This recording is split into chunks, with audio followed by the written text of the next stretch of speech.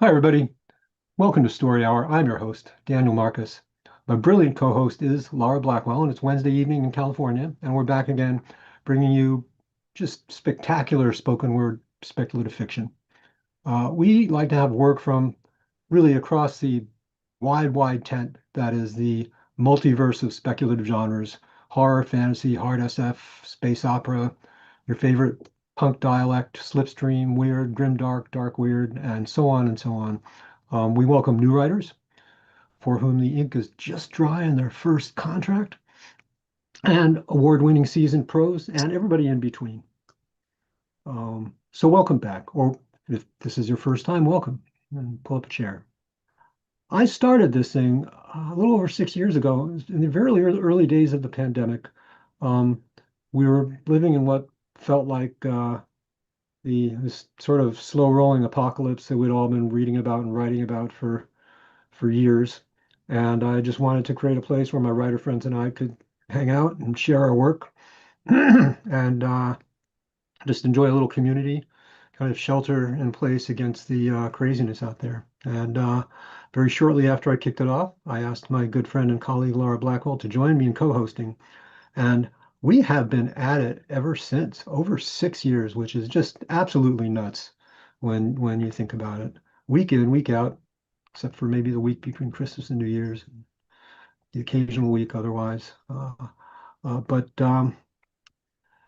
fast forward 6 years later, and things out there are weirder than they were when I started this thing, and getting more weird. But we are still here. Story Hour is still here, and I really think that we need stories more than ever. We need community more than ever. We need each other more than ever.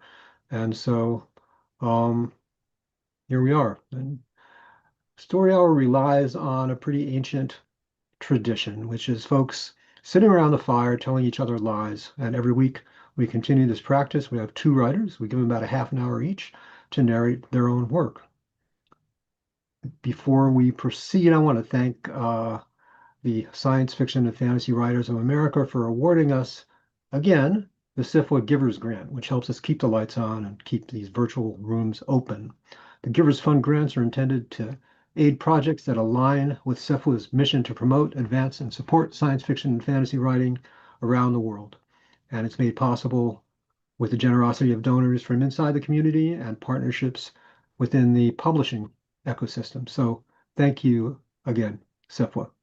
And with that, we welcome our authors this evening, Thomas Ha and Samantha Mills, both of whom, it turns out, are Hugo finalists this year. So under any circumstances, we're really happy to have them both back, but it's kind of a special night. Uh, uh, so here we are. We're going to start with Thomas. No, we're going to start with Sam. I'm so sorry. Samantha Mills is a multiple award-winning SFF author living in Southern California. You can find her short fiction in Uncanny, Beneath Ceaseless Skies, Strange Horizons, and other venues. Her short story Rabbit Test won the Nebula, Locust, and Theater Sturgeon Awards in 2023. Her science fantasy novel The Wings Upon Her Back won the Compton Crook Award for Best SFF debut and was nominated for the World Fantasy Award for Best Novel. And her first short story collection, Rabbit Test and Other Stories, is available now. And you can find more at www.samtasticbooks.com. Sam, welcome back and take it away. Thanks, Dan. It's lovely to be back tonight. I'm going to be reading my Hugo finalist story from this year, 10 Visions of the Future or Self-Care for the End of Days. It is also collected in my collection that he mentioned, Rabbit Nice Test and cover. Stories. Warning-wise, it's about a number of potential apocalypses. So there's some anxiety, virus talk, fire, pregnancy. I think that covers the big ones for folks to be aware of. There we go. There is a future in which a hellgate opens off the coast of California. It happens at midnight on the first day of the new year, which is sooner than anyone expected. The waters rise, and we are forced to abandon our home. But one of the neighbors has a spare raft we can borrow until the rescue boats arrives. So there's that. There's a moment on the raft when I'm crying. I'm dripping wet, and I'm clutching a bag of essentials that feels comically insufficient, and I'm spiraling out thinking of all the things we've already lost and everything we still stand to lose. And I look up at you and realize you've pulled a Yahtzee cup from your bag. At my incredulous look, you say, "We need something to do." I laugh for the first time since we got the news. 2. There is a future in which the old ones are called down upon our mortal plane, and they wreak horrors unimaginable across the populace. An elephant-sized spider with mouths for eyes, a vampiric creature made of smoke and blood, a small army of gelatinous masses that cause deadly hallucinations at the bearer's touch, and more besides. That night, we are huddled in our living room inside a protection circle we learned to draw from a YouTube video when voices call to us through the front window. It's the elderly couple from next door, Marilyn and Ted. They remember the country's last stretch of eldritch horror when the doomsday cultists first unmasked themselves and their century-long search for a hellgate, and they have a plan for neighborhood defense. "We'll take it in shifts," Marilyn says, so firmly that I melt in relief. We cannot wield the deep magics necessary to close what the doomsday cultists opened, but we can do this. We can learn to make candles and draw lines of salt around our neighbors. You and Ted go door to door to round up more volunteers. There is a single father with 3 children in a panic. There is a rental house stuffed to the gills with broke college kids who are far from home. There are 2 middle-aged sisters taking care of their mother. I'm left with Marilyn. I ask, "How did you do it? How did you survive last time?" "Well," Marilyn says, as tactfully as can be expected, "we didn't all make it last time. A mix of luck and circumstance, I suppose." Later, she teaches me how to crochet. It helps keep my hands off my phone. These are the amigurumi critters I crochet for all of our friends that winter in order of decreasing jankiness. A bumblebee, a birthday cake, a potted cactus with button eyes, a baby axolotl, Celeste from Animal Crossing, several Pokemon, including Snorlax, about half a dozen dumpster fires, and a Cthulhu beanie for Marilyn. I'm a little afraid the joke won't land, but she thinks it's hilarious. There's a yarn shortage, so the colors aren't accurate, but everyone says that adds to their charm. Seriously, Marilyn is the best. 3. There is a future in which a new virus sweeps the land before the last one has even fizzled out. If you catch it, your eyes bleed and you develop a craving for brains. On the news, there are stories about people holding bite parties to get it over with. The college kids all get sick, and we have to tear apart both our dressers to board the windows up while we wait for the cure to reach our neighborhood. You sign up with a volunteer collective, making food deliveries to the homes of the less agile. And I love you for that, but I'm boiling with worry every time you go out. I'm staring at the walls and wondering how long I should wait to panic if you're late, and what I'll do if you don't come back, and what I'll do if you come back wrong, and what we'll do if this never ends, and... We adopt a pair of cats. We name them Sean and Liz. Their antics are so infectious that for entire tens of minutes every day, I forget to worry. 4. There is a future in which the demon warlord Iscarioth lays claim to our neighborhood and demands tits in the form of our happiest memories. We offer up an extra set, our honeymoon, RIP, to exempt the 3 little kids next door who don't have enough to spare. But we learn to bake bread. 5. There is another future in which a freak blizzard sweeps its way south, and it seems like the entire world has been painted white. We've never experienced cold like this before. It is both terrifying and downright comical what we have to do to stay warm. We learn to homebrew. 6. There's one in which we have a devil baby, and I'm not even sure how it got in there. You're there with me for every minute of its painful gestation, rubbing my back in between Zoom meetings with your boss, drawing cold baths when I feel like I'm burning up, making dinner every night, and cleaning the litter box every morning. We have to buy a book called Steps to Raising a Devil Baby because every time it has a tantrum, it sets more of the house on fire. And even if the Hellgate is shut soon, there's no undoing this one. In between writing angry emails to our state-level practitioners and toting our devil baby to anti-Hellgate protests, we take up gardening. There's something about the give of the soil beneath my knees, the crisp scent of green when I pull a weed, that slows my heart rate back to manageable. My bougainvillea is blooming all year long, and as long as I don't stop to ponder the persistently warm weather that makes this possible, I can glory in the pink vibrance of the yard and pretend this is one of the good outcomes. This is a good one, I whisper as a small root pulls, sucking from the dirt. This is a good one, I whisper as you shout in fear and surprise at some fresh hell inside the house. This is a good one. 7.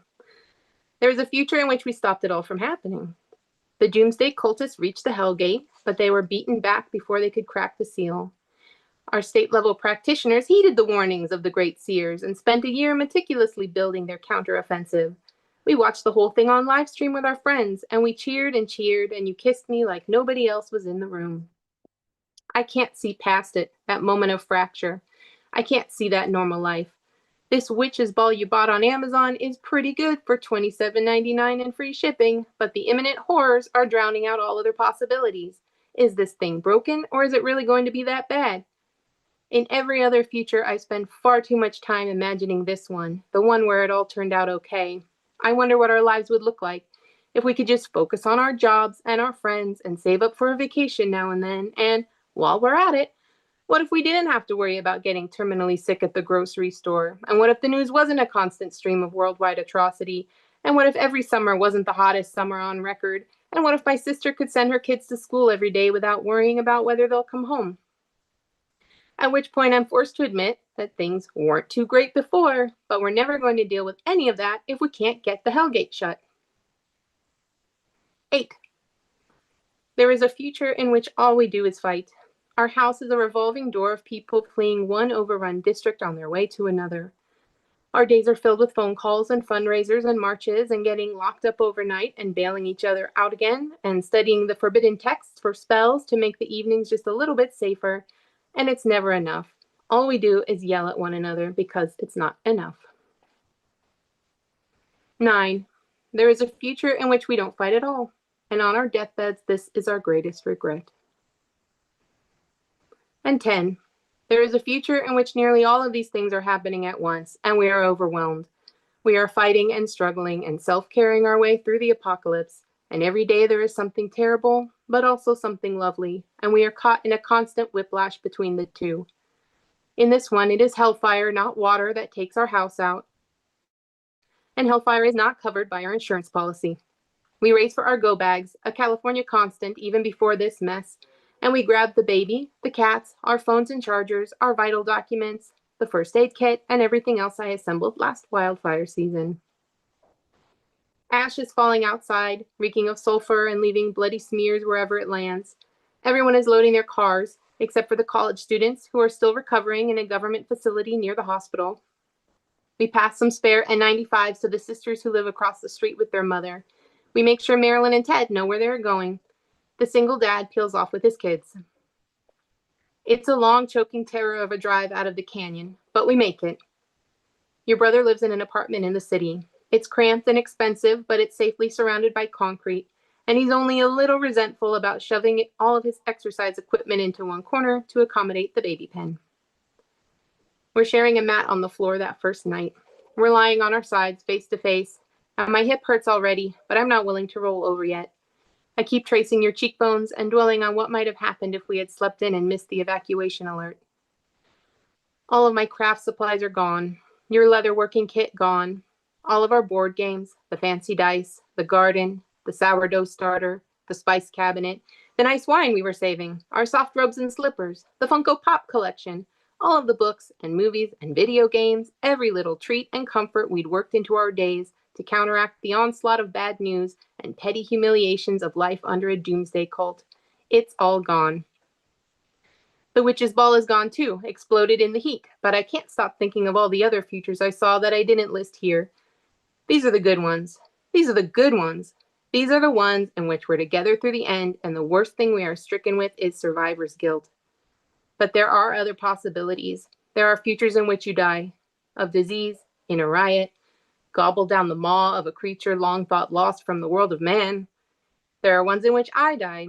There are ones in which I go to prison for spreading anti-Hellgate propaganda, and ones in which we lose so many friends and family that we are frozen in a state of perpetual grief. I keep touching your face, and I keep touching your face, and you whisper, I couldn't imagine doing this with anyone else, and that finally sets me blubbering. There is so much that could happen in the next few years, and no bargain bin witch's ball can tell me which of these futures will come true. I don't know who will make it and who won't. I don't know how badly the effects of the Hellgate will ripple around the earth or how long it will take to close it. I only know that here and now, in this moment of calm between the storms, I am so glad you're here with me. Yeah.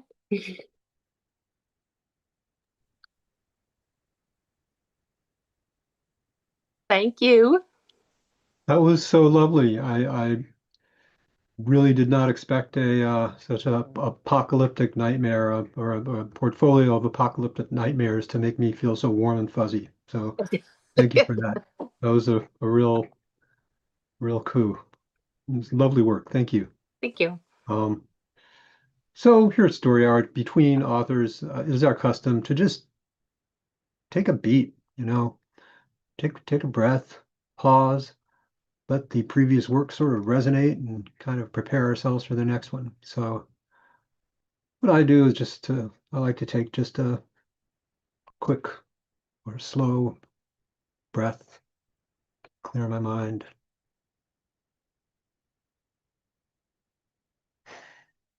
and move on. Samantha Mills, folks. Thank you again. Our next author is Thomas Ha. Thomas is a writer of speculative short fiction whose work has been nominated for the Nebula, Ignite, Hugo, Locus, and Shirley Jackson Awards, among others. You can find his work in Clarkesworld, Lightspeed, Beneath Ceaseless Skies, and Weird Horror Magazine and other publications. His work has also appeared in the Best American Science Fiction and Fantasy and the year's Best Dark Fantasy and Horror. Thomas grew up in Honolulu and after a decade of living in the Northeast, now resides in Los Angeles with his family. Thomas, welcome back to Story Hour, and the floor is yours. Hey, thanks for having me back. I know it's pretty soon. It was only, what, a few weeks ago or a month or two ago I was on here, but I'm very happy to be back and sharing this hour with Sam. Um, I'm going to be reading In My Country, which is a story that was in Clark's World in their April 2025 issue. It's a long one, so I'm going to try to just push through it. Um, content warning wise, it's really tough to say. There's a lot of stuff that happens off the page: death, violence, some illness, just generally a lot of dreadful things. So if that bothers you, this might not be the right story for you. But I'm gonna dive into it now. So this is In My Country. My country may seem strange to you. There are times when it seems strange to me. I wake and work, I work, then rest, and in between I say things and I don't say things. Because as you'll learn, in my country, what you say is important, but what you don't say is perhaps just as, if not more, important. Like all neighborhoods, mine has a blue house. If you live here, yours too will have a house nearby that is blue. A man sits in the blue house and he listens to the wind, and when he smiles at you, you smile at him. When he greets you, you of course will always greet him. When you come home and find him in your living room, you offer him tea. When you find him sitting in your bedroom in the dark, you close your eyes and go to sleep until he decides to leave. You listen, you wait until he eventually leaves. I once had a son and daughter who asked about these things. Like all neighborhoods with a blue house, there is of course a school. My son and daughter went to the school before things quieted down. The schools are still around, but they are all much quieter now, before the curricula were liberated. My son and daughter would ask me about the school. Where are the other children who were there before? Why are the teachers going to the far fields? Are we going to the far fields too? I would point to the blue house, raise a finger to my lips, and smile. One day over dinner, my son asked, "Who is the king?" What? I did not mishear. My son asked again the same question. Who's the king? We read a story about a man who ruled another world and it called him a king. Oh, we're a very special place. We have no king, I explained. The man in the blue house and the other men in the blue houses, they seem like kings. I don't think that's true, I said. Why do they seem like kings? Because a king is someone who does what they wish, and the men in blue houses do what they do, no matter what. We greet them and let them into our homes, no matter what. Oh, well, the men in blue houses only do what they do because of the local officials. And anticipating his next question, I said, they only do what they do because of the district officials, provincial officials, and national officials. No single one of them has sole authority. Not any one person can do what they want to do. And so you see, not one is a king. What about the first citizen? Yes, I hesitated. In a way, the first citizen might seem like a king. Here I waited again, looked at my son and daughter, and listened to the wind. Behind the picture frames and down the long hall in the full-body mirror, I detected the slight film of a static charge. I could see the eyes and the ears of men in blue houses within our walls. The first citizen is something, I said, but he is no king. There is no king. Listen to what I say. Listen to what I don't say. My children nodded, and we did not speak about it for a time. In your country, you might be afraid to talk about your king. In our country, we don't have to be afraid because there is no king. In fact, people are welcome to criticize the first citizen who's some mistake for a king. Many people take part in criticizing the first citizen. They say he is ugly and stinks of shit. They say he cannot speak or understand or direct matters of importance. Between the day work ending bell and the night work starting bell, we watch many men and women discuss the country and its officials on our televisions. They are free to say good things and bad things, so long as they pick one or the other. The important thing is to be sure to pick one or the other and talk to fill the time. When you fill the time with talk, there is little time for unproductive contemplation and other small ruins. After a while, and lots of talk, my children grew. My son became a writer at our university. There are many fine things about becoming a writer at a university like ours. My daughter was still in the neighborhood school, but she thought she might be a scientist or a teacher. She would have to see. One day over Sunday supper, my children said the usual prayers for their mother, who was no longer with us, like many mothers who were no longer with us after the closure of the state hospitals. But the children were unusually quiet, even for Sunday supper quiet, so I asked why both of them seemed so quiet. Someone, a boy they knew from the neighborhood, a childhood friend, went to the far fields after a conversation with a man in the blue house. Oh, well, that is not the worst outcome, to go to the far fields after a conversation. People are sent there for a time to work in place of incarceration and other antiquated barbarities. But my son and daughter seemed not to agree. It was like they had seen and discussed things I had not seen or discussed with them. This was the first time I suspected they knew things I did not know. It's always the other thing, they said to me in reply. What? It's always the other thing. When they say it's the fields, fields aren't fields. Not when they say it that way. What are they then? My children listened to the wind, looked at the pictures, the mirror, and did not answer me. Their fingers flitted one way and the other with hand signals back and forth to each other. Something secret and silent communicated. I waited patiently and ate. I offered something of comfort. At least the boy didn't die, I said reassuringly. It's incredibly rare, but sometimes these conversations take a turn, especially for those with certain sensitivities. I remember it happened to someone once when I was young. Someone with certain sensitivities died. Death isn't death either, not when they say it like that. This time my son and daughter laughed, almost ruefully. When the men in the blue houses say someone has died, especially when they insist upon it, it means something else entirely, my children said. My daughter used hand signals again. She pantomimed a small man using her forefinger and middle finger, running off, running away, escaping. Then she held up her hands and stretched out her fingers like claws. You mean they got away and joined? My son coughed. Listen to what we say, he intoned. Listen to what we don't say. The children looked on, smugly smiling, and I felt they were teasing me. They were, just a little, and that was fine by me. I had a laugh, too. We finished the meal, retired to our rooms. My son wrote. He wrote and wrote and wrote. He wrote stories about many things, and I liked his stories. Many people liked his stories. They were strange and outlandish stories about strange and outlandish things, other planets and other places. I think many of us liked reading about other planets and other places. Then one day he wrote a story that did not feel so outlandish. It was about a sickness. It was about a sickness that made the chickens turn black and limp in their cages. It turned their feathers into flecks of dried skin and their eyes into weeping sores. When people ate the chickens, they would feel unwell, shut themselves in their homes, and never emerge. Someone who worked with the chickens on the farm tried to warn his village and other villages against eating them. But someone with a long rope, someone called the Rope Man, paid the worker a visit before he could get very far or tell any of the others about the chickens. The story did not end. The story did not end, but it stopped abruptly when the Rope Man paid the worker a visit. It occurred to me that my son's friend, the one who had been sent to the far fields, had worked in health inspection, but I did not say anything at the time. The story would be trouble. I already understood even then. We have all kinds of art in this country. Triumphant art, depressing art, silly art, pornographic art, subject to procreative code. You can do anything and everything, and some will support it or rail against it and talk about it in turn. There is only one kind of art you cannot make here. There is only one rule about what you cannot make here. There can be no ambiguity to the art. It must be clear.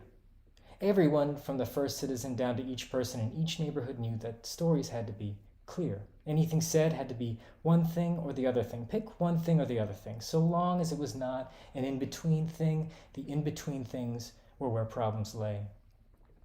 My son knew, too, that he had flouted the law of clarity. His stories grew increasingly odd.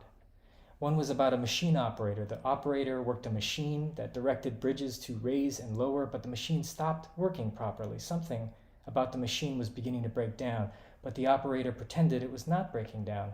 Sometimes the bridge did not raise when it should, and boats crashed below. Sometimes the bridge went up when it shouldn't have, and cars crashed above. Many times, no one was around or saw the machine fail, and nothing happened at all. The machine operator did not tell anyone else in the city about the error. Everyone assumed it was caused by something other than the machines. Boat captains were blamed, drivers were blamed. The operator assumed he would too be blamed and lose his job or worse. Instead, the Rope Man appeared at his door and delivered a letter promoting him. The operator became the boss of all the machine operators, each one with their own machines, and he soon learned all of the other machines were equally flawed and never operated with any consistency either. I don't know if I like that story, I told my son. That's okay, he said. Liking or disliking it is not important, so that's okay. Can you write nicer stories? Nicer worlds? I write things I can imagine, he said. I can't create things I could never possibly imagine. Months later, my son wrote another piece, a similar sort of piece about a banker who lived a life of indescribable luck. Every day the banker received adoration, gifts, and support, but about 40 miles away from the banker, people would die. An invisible circle with a radius about 40 miles, no more than 40 miles, no less than 40 miles, from the banker was where many people would die.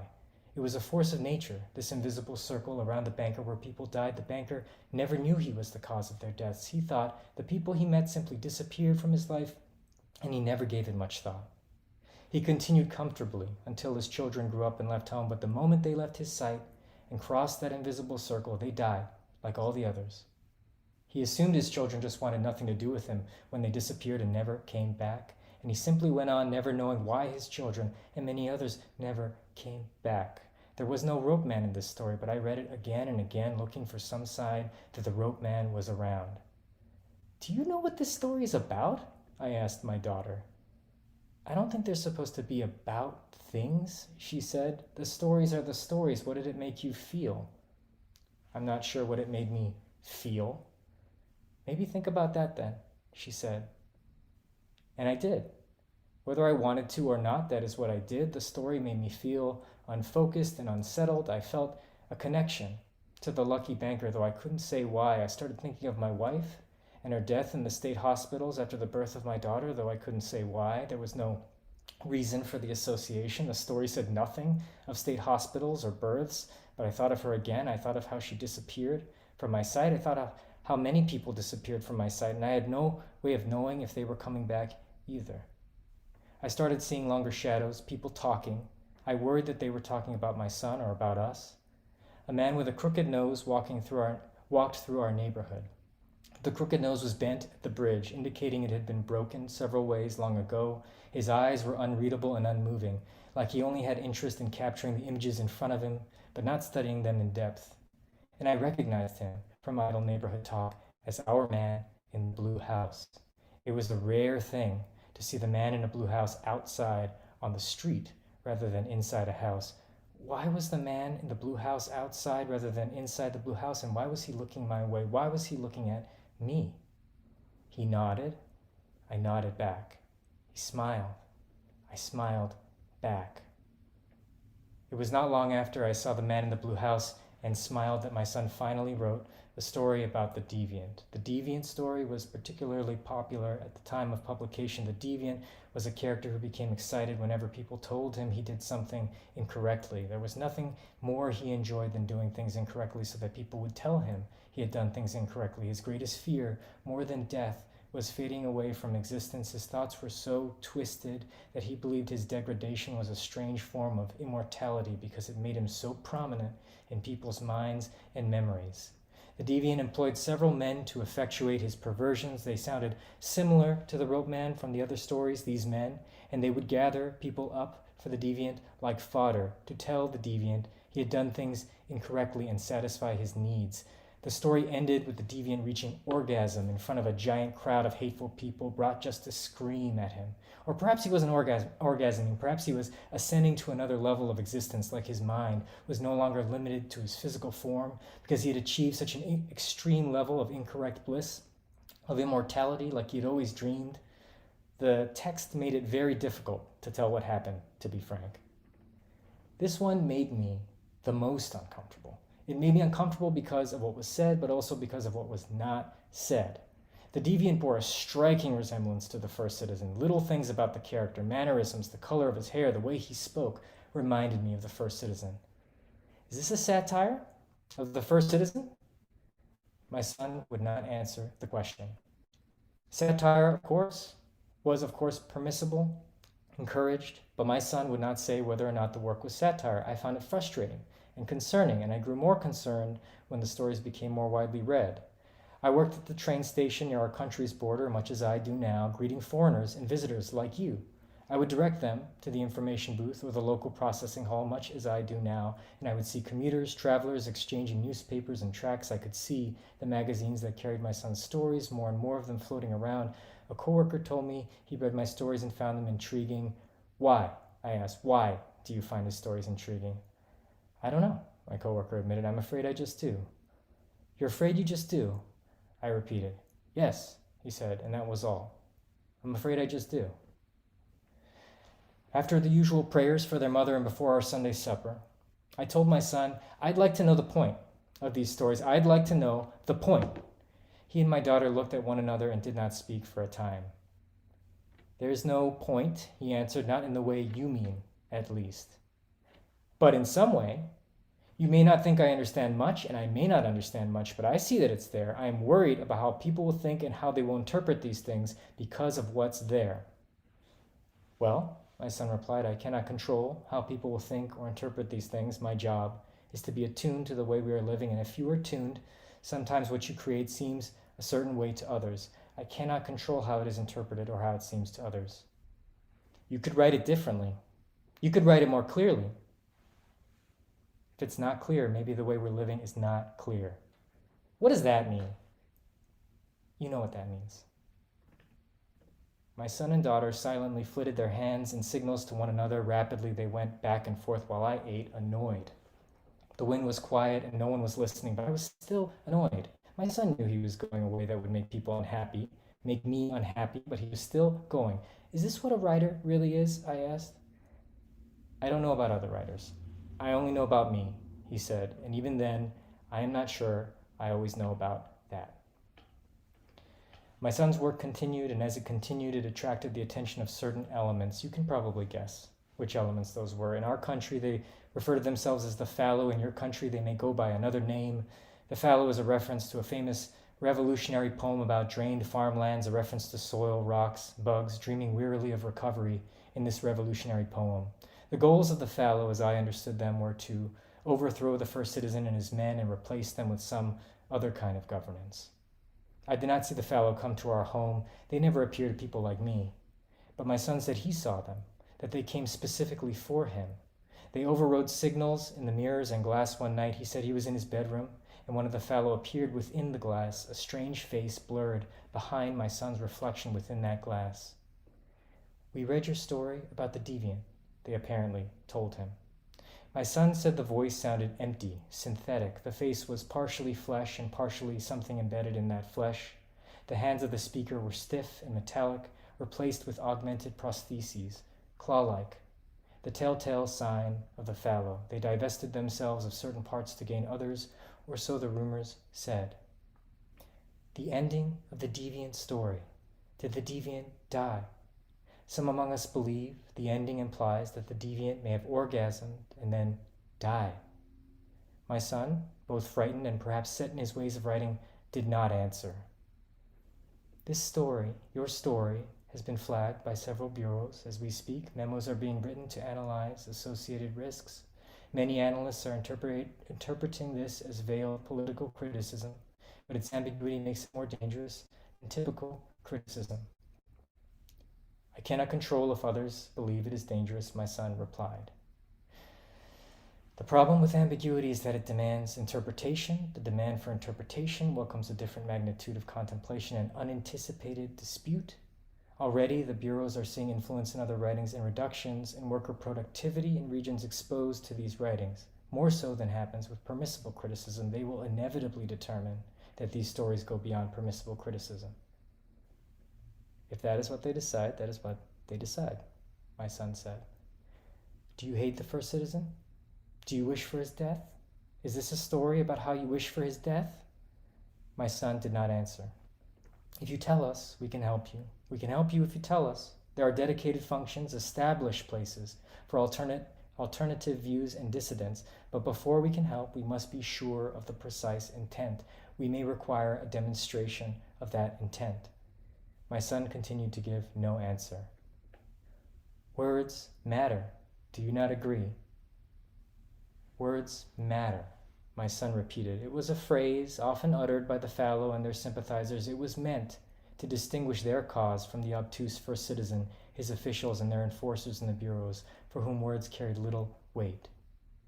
I want to agree, my son answered, but I'm not sure I would always agree. Experiences matter, actions matter, but words are only signifiers, means for both. They are not ends in themselves. I don't write words because of the words. Why then? Again, my son did not provide them with an answer. After several more questions, with unproductive results, the fallow faded away from behind the glass and my son found himself alone in his bedroom again. I asked him later if he did not answer those questions because he was afraid it was some kind of ruse, or perhaps because he did not hate the first citizen, or perhaps because the men in blue houses were somehow listening in to the signal. No, my son replied, those were not my reasons. Declarations to the fallow, affirmative or negative, would be contrary to the stories. I am happy to make declarations, elsewhere to state my views, to pick one thing or the other thing in other ways, separate and apart from the stories, but admitting one meaning, one purpose within those stories precludes other possibilities within those stories. And that was precisely the trouble within those stories, I realized, the possibilities. It was because of the possibilities that the ideas stuck like tiny fish bones in the throat, not easily eaten and forgotten. I would hand out pamphlets to visitors at the train station who were thinking of immigrating. I would point to posters of the first citizen as I explained our naturalization policies, and in the back of my mind, I would still be thinking about that deviant. Against my will, a link had been made somewhere in my brain that I could not unlink. I kept thinking about the first citizen surrounded by men and women yelling at him in his orgasming or ascension or death, and the powerful, stern, paternal image of the first citizen was replaced by a perverted shadow.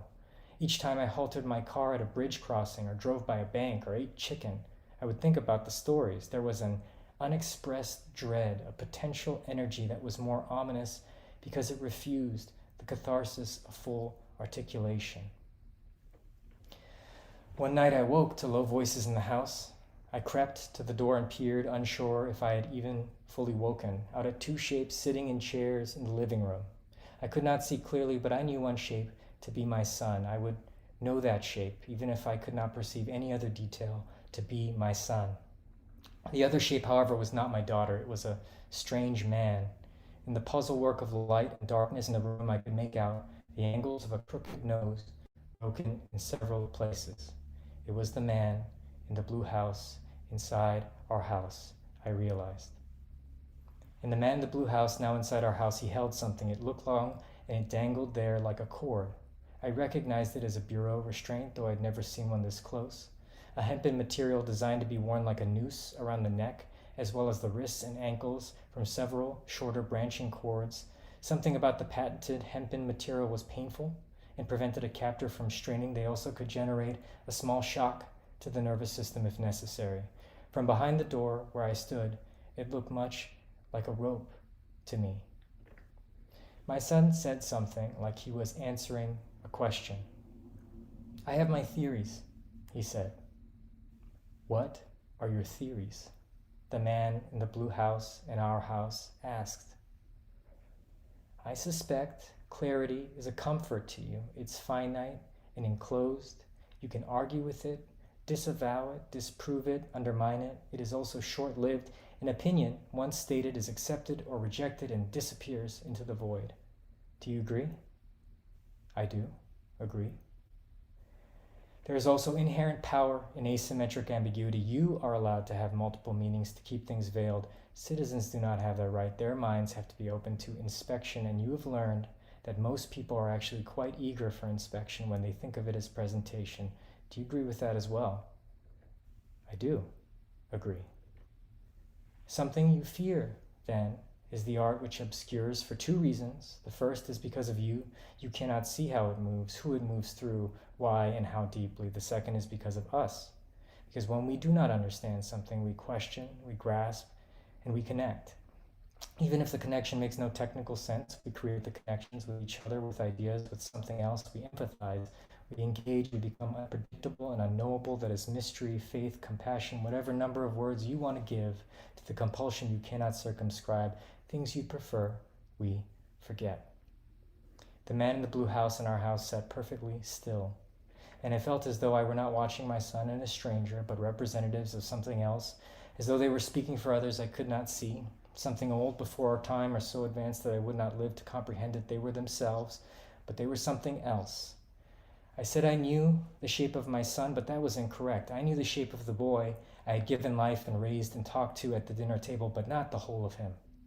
I felt as though I were the child, not the parent back there, eavesdropping on matters beyond my simplified world. My son looked in my direction, and I pulled back from the doorway. "We should continue this conversation elsewhere," I heard my son say. "I will go with you. Let's leave this house be and take the conversation elsewhere." I listened, waited for the two men to leave, and I did not sleep for the rest of the night. The next day I received a letter of congratulations. My son was being honored for his writing and taken to further his education in the far fields. There he would be given an opportunity to write other stories, wonderful stories that would no doubt be improved by his time in the far fields. He was promised to return from the far fields upon his request, but no one ever requested a return from the far fields as far as we knew. My daughter read the letter and screamed. She slapped me across the face twice. She went to her room and did not come out to see me. She was unspeakably angry and blamed me for something I did not understand, and I also understood perfectly.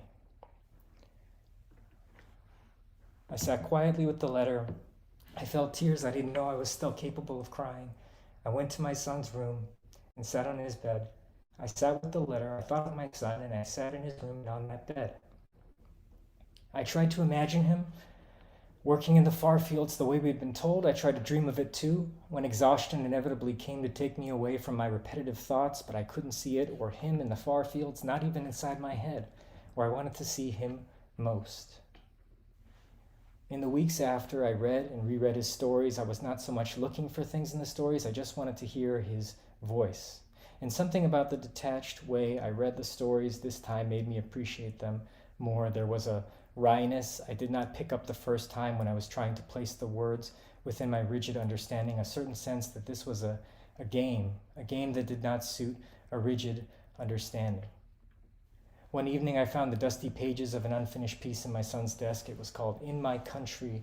It seemed like it was written when he was very young. I suspect he did not finish it because he felt it was immature and too direct for his liking. It was not as layered or careful as the stories he wrote later. It was about a little family in a little house in a little neighborhood. A father told his children very confidently that they could be at ease because even though kings were something to be feared, there was no king in their country. One of his children questioned that belief. I had difficulty reading the story, and I was grateful when it stopped, and I reread the story and found myself wishing that it had not stopped.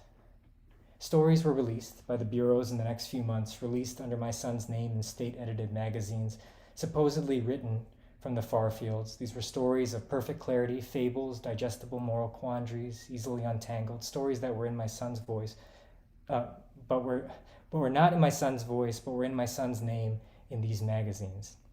These stories were not as popular, and I understood now why that would be. Not long after was when my daughter said she was leaving the house. She left, but before she left, she told me she forgave me.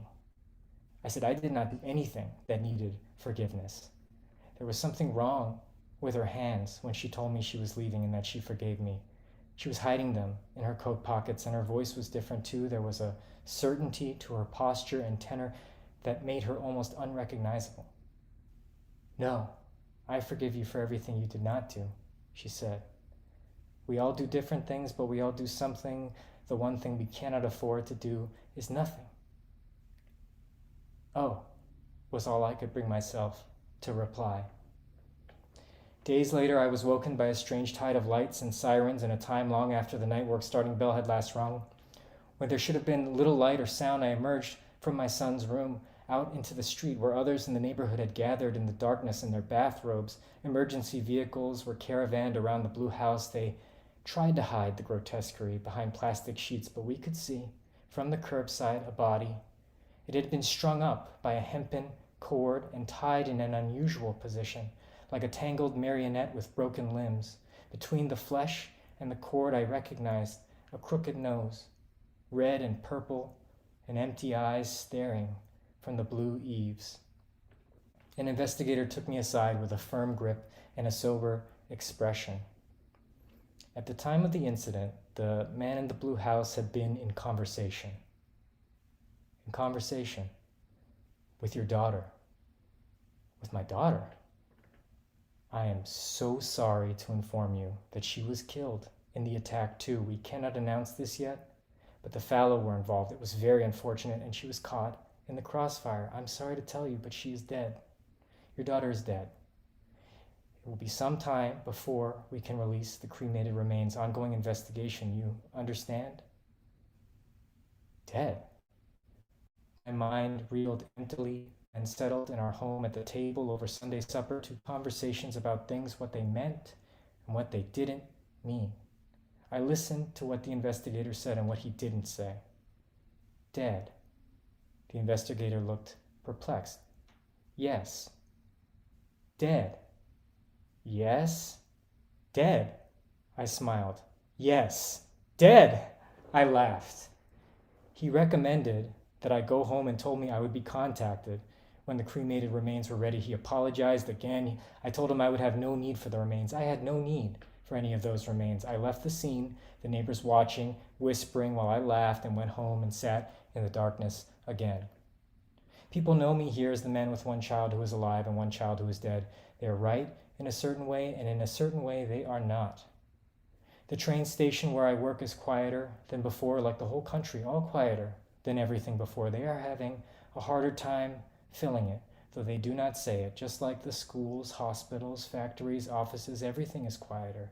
And with those changes, the first citizen and his bureaus have shifted their stricter immigration positions, relaxed certain policies to stimulate an influx of labor.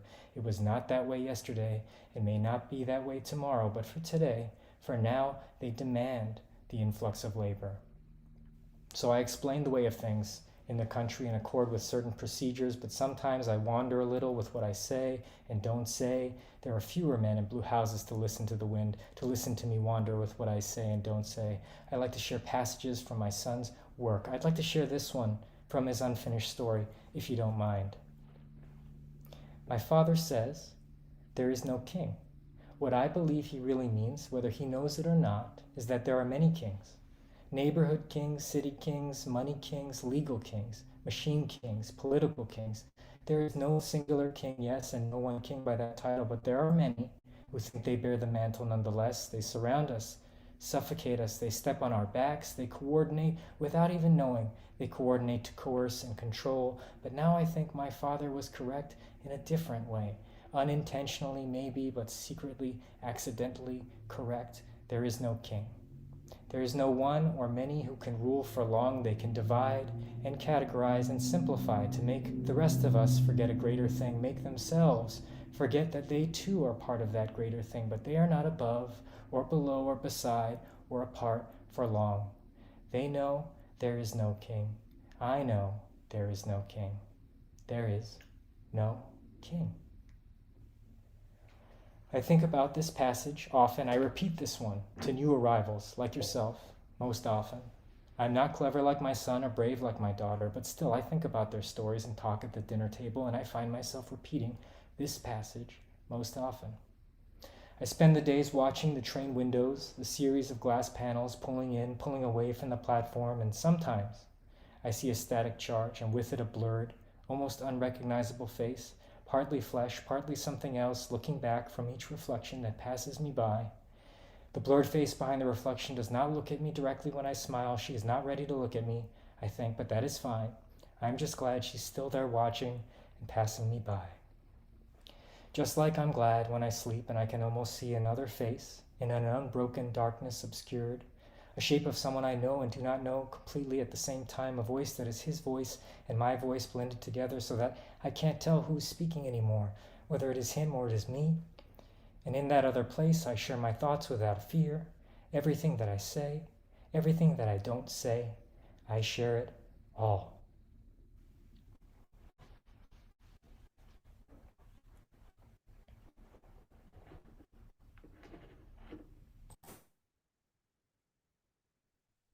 Yeah, thank you, Thomas. That was awesome. Thomas Ha, folks, and Samantha Mills, both Hugo finalists. I gotta say, folks, whether one of you or the other wins or neither of you, just lovely, lovely work. And thank you so much for sharing it here tonight. I We're wish the you both luckiest win. people. I wish you both the best of luck. Thank you so much. They're both wonderful stories. Mm. Well, Laura.